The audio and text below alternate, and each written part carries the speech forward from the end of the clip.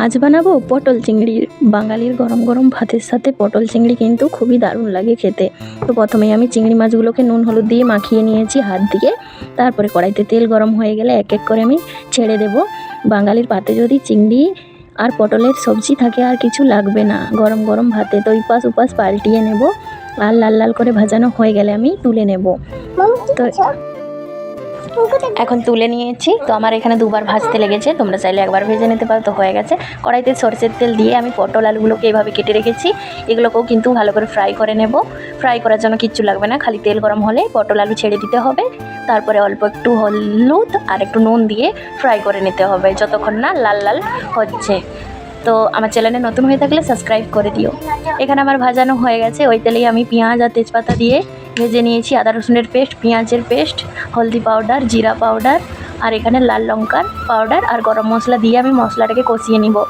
কষানোর পরে অল্প একটু নুন আর যে বাজারে পাওয়া যায় গরম মশলা ওই প্যাকেটের 1 চামচ দিয়ে নেড়ে চেড়ে আমি পটলগুলো দিয়ে দিয়েছি। পটলগুলো 5 মিনিট মতো কষানো হয়ে গেলে অল্প একটু জল দিয়ে 5 মিনিট ছেড়ে দিতে হবে।